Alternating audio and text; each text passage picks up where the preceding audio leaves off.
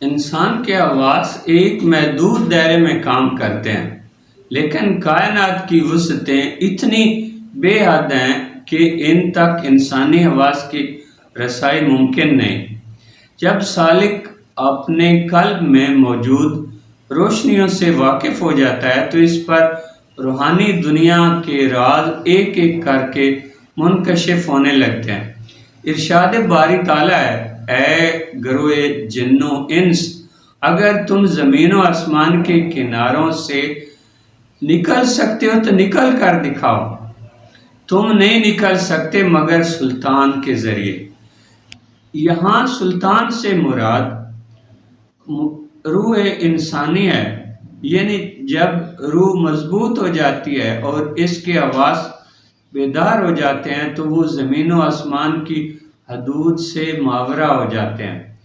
جب انسان رات میں داخل ہوتا ہے تو دراصل وہ لاشعور کی دنیا میں قدم رکھتا ہے، اور جب دن آتا ہے تو وہ شعور کی سطح پر آ جاتا ہے۔ شعور محدود ہے، اس کی رفتار سست ہے، مگر لاشعور کی رفتار ہزاروں گنا زیادہ ہے۔ یہی آزادی ٹائم اور سپیس سے نجات دلاتی ہے۔ جس طرح کوئی پیدل، کوئی سائیکل پر، کوئی جہاز پر سفر کرتا ہے، روح بھی ایسے جہاز کی مانند ہے جو وقت اور فاصلے سے آزاد ہو جاتی ہے۔ جب روح بیدار ہوتی ہے تو ہزاروں میل کی دوری پر موجود چیز کو دیکھنا یا مرنے والے کی ارواح سے رابطہ کرنا اس کے لیے ممکن ہو جاتا ہے۔ جب روح مضبوط ہو کر پرواز کرنے لگتی ہے تو وہ غیب کی لطیف دنیا بھی اسی طرح چلتی پھرتی دیکھتی ہے اور محسوس کرتی ہے جیسے جسمانی دنیا میں۔ یہ کیفیت نہیں بلکہ مشاہدہ ہے، جہاں سب کچھ ظاہری آنکھ سے 3 گنا زیادہ شفاف دکھائی دیتا ہے۔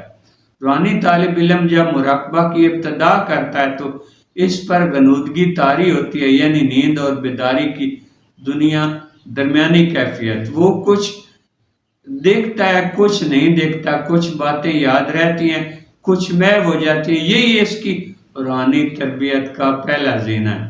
مشق کے تسلسل سے شعور کی مزاحمت کم ہوتی جاتی ہے، پھر طالب علم ورود میں داخل ہوتا ہے جہاں اسے روحانی واردات حاصل ہوتی ہے۔ اس کے بعد وہ کشف، الہام، مشاہدہ، سیر، فتح اور آخر کار انسلاخ کے مقام سے گزرتا ہے۔ روحانیت کے تمام اسباق کا مقصد یہی ہے کہ انسان خالی و ذہن ہو جائے، یعنی اس کا ذہن ایک نقطے پر مرکوز ہو جائے۔